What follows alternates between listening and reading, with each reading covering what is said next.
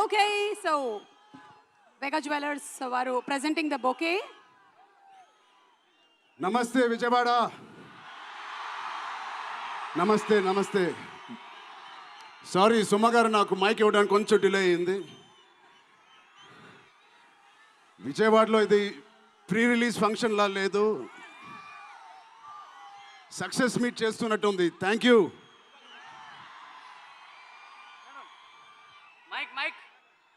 కేశినేని చిన్ని గారికి, దుర్గేష్ గారికి ఇంత గ్రాండ్ సపోర్ట్, ఇంత గ్రాండ్ ఈవెంట్కి సపోర్ట్ చేసినందుకు మీకు, మీ టీం అందరికీ చాలా చాలా థ్యాంక్ యూ సార్. ఇంత షార్ట్ నోట్లెస్ చేసినందుకు.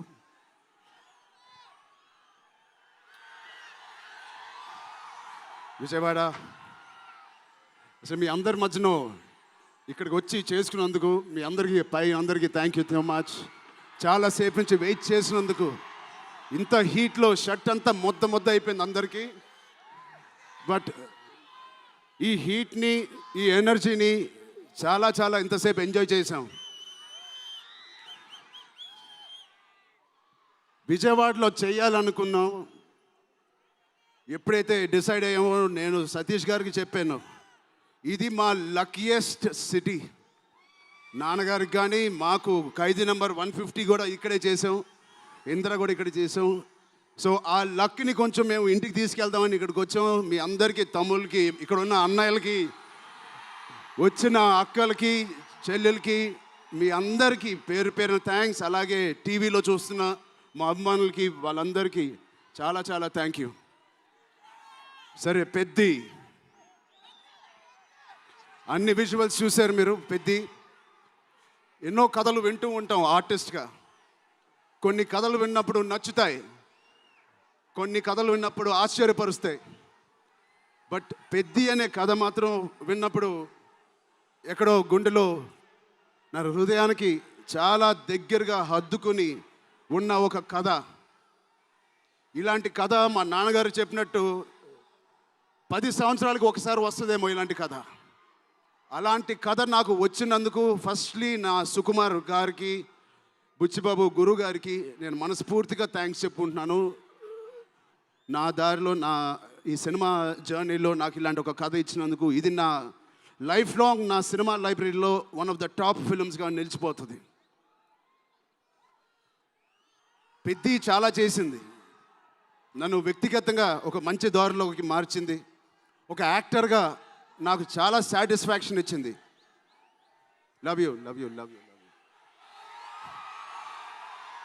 అలాగే ఇది నాకు బుచ్చి గారు చెప్పినప్పుడు ఇది ఒక సినిమా స్టోరీ లాగా చెప్పలేదు, ఒక వ్యక్తి జర్నీ లాగా, ఒక ప్రయాణం లాగా ఒక కథ మొత్తం నరేట్ చేశారు నాకు. ఇది మామూలు సబ్జెక్ట్ కాదు, ఇది ఎగిసిపడే ఒక మనిషి కథ కాదు. కిందకి పడిన మనిషి లేచి ఎలా నించుంటాడో అలాంటి కథ ఇది. అందరూ కష్టం గురించి మాట్లాడుతున్నారు. అరే, ఇలాంటి కథ కోసం కాకపోతే ఎప్పుడు కష్టపడతామండి? కష్టంతో చేసిన పని కాదు, చాలా ఇష్టంగా, ప్రేమతో చేసిన పని. ప్రతిరోజు లెగిసి పొద్దునే షూటింగ్ ఎప్పుడు వెళ్ళాలా, జిమ్ చేసి షూటింగ్ ఎప్పుడు వెళ్ళాలా అని అనిపించిన one of the rarest films నాకు. బహుశా ఒక మగధీర కనిపించింది, రంగస్థలానికి కనిపించింది, RRR కనిపించింది, మళ్ళీ నాకు పెద్దికి అనిపించింది. అలాంటి భావం, అలాంటి ఒక ఎక్స్పీరియన్స్ ఇచ్చిన మా బుచ్చిబాబుకి స్పెషల్గా థ్యాంక్స్ చెప్పాలి. బుచ్చిబాబు ఇది నాకు కథ నరేట్ చేసి ఇంట్లో నిజంగా చాలా ఆశ్చర్యపోయిన, తన బుర్ర ఎలా పనిచేస్తుందో అని. ఇంత అద్భుతంగా రాసి పెట్టుకోండి.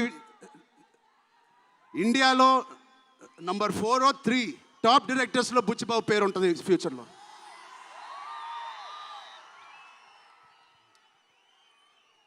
సో అంత మంచి ఎక్స్పీరియన్స్ ఇచ్చిన బుచ్చిబాబు గారికి చాలా థ్యాంక్ యూ. ఇలాంటి సినిమా ఒప్పుకోవడానికి నాకు ఒకటే బలం నా మనసులో, ఇలాంటి సినిమా చెయ్యాలి అని. ఎవరు కాదు, అది మీరే మీకోసమే. నిజంగా ఏ ఆర్టిస్ట్కైనా వాళ్ళ అభిమానుల నుంచి, వాళ్ళ శ్రేయోభిలాషుల నుంచి ఇలాంటి ఎక్సైట్మెంట్, ఇలాంటి ఎంకరేజ్మెంట్ లేకపోతే ఎందుకు చేయాలండి సినిమాలు? హాయిగా ఇంట్లో కూర్చొని వేరే పని చేసుకోవచ్చు.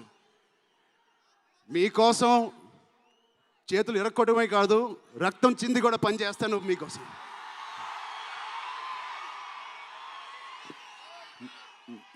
మిమ్మల్ని ఎంటర్టైన్ చేయడం ఒక పిచ్చా, లేకపోతే సినిమాలో మంచి సినిమా చేసి మీకు ఏదైనా ఇవ్వాలని ఒక పిచ్చా నాకు తెలియదు. నాన్నగారి కొడుకు పుట్టినందుకు, కళ్యాణ్ బాబాయ్ గారు ఉన్నందుకు ఇంట్లో ఇది తప్ప నాకు ఇంకేం తెలియదు.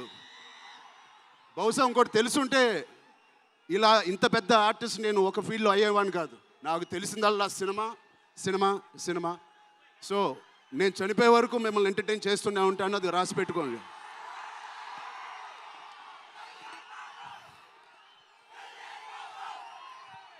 సో మా టెక్నీషియన్స్ గురించి మాట్లాడాలంటే ఫస్ట్ మా రత్నవేల్ గారి గురించి.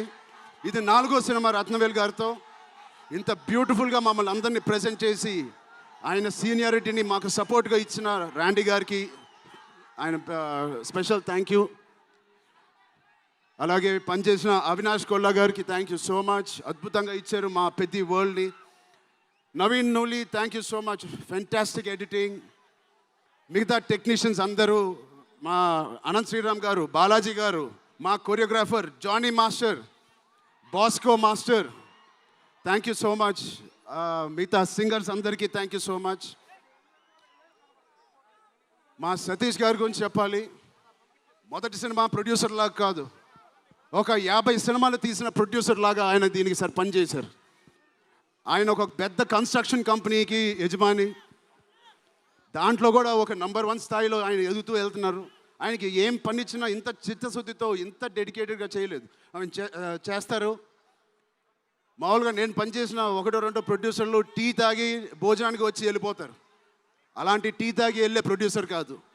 ఎవ్రీ డే 3 పూటలు అంటే 8 అవర్స్ మాతోనే గడిపినాడు. నాకు ఒక్కరోజు గుర్తులేదు ఆయన సెట్లో లేకుండా.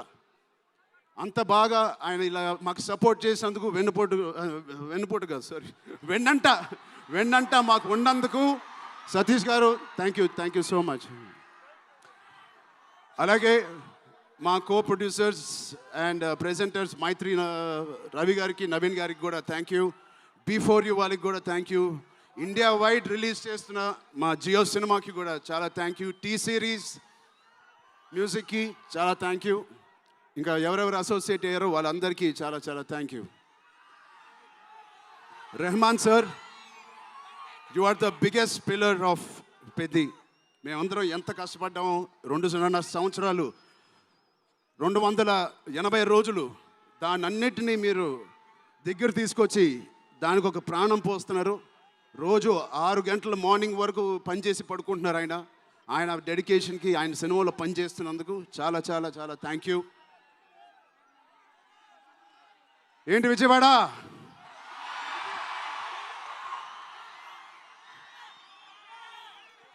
ఈసారి ఎవరి పేరు మర్చిపోలేదు కదా నేను.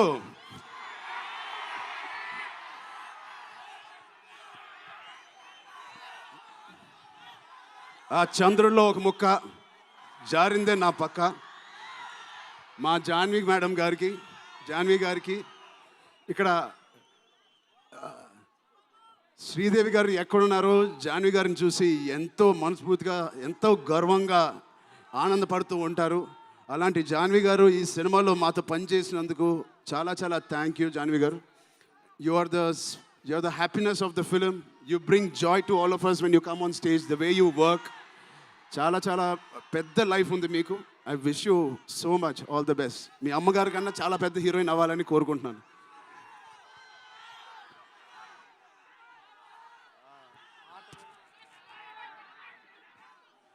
సో డేట్ గుర్తుందా? జూన్. ఒకటే మా అభిమానులందరికీ ఒకటి చెప్పేసి వెళ్ళిపోదాం అనుకుంటున్నాను.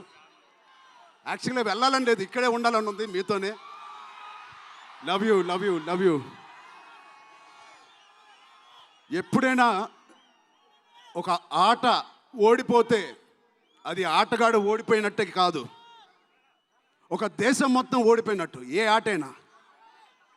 అలాగే ఈ పెద్దిగాడు, మీ అందరికి తెలిసి ఆ డైలాగ్ ఉంది, ఆట ఆడలేదు, ఏంటది, పోరాడాడు. అలాగే మీ అందరి ఆశీస్సులతో, దుర్గమ్మ దేవి ఆశీస్సులతో మీ అందరికీ ఉండాలని, మా అందరికీ ఉండాలని, ఈ 4వ తారీఖున వచ్చే ఈ పెద్ది సినిమాకి ఉండాలని, ఈ పెద్దిగాడి ఆత్మగౌరవాన్ని అమ్మ దుర్గమ్మ సాక్షిగా కోరుకుంటున్నాను. ఆత్మగౌరవాన్ని మీరందరూ ఉన్నత స్థాయికి తీసుకెళ్తారని మనస్ఫూర్తిగా దుర్గాదేవిని కోరుకుంటున్నాను. మీరు కూడా చల్లగా ఉండండి, జాగ్రత్తగా ఇంటికి వెళ్ళండి. మీ కుటుంబ సభ్యులు అందరినీ అడిగానని చెప్పండి. వాళ్ళందరికీ నా నమస్కారాలు ఇవ్వండి. మీరందరూ ఇంతసేపు ఉన్నందుకు థ్యాంక్ యూ.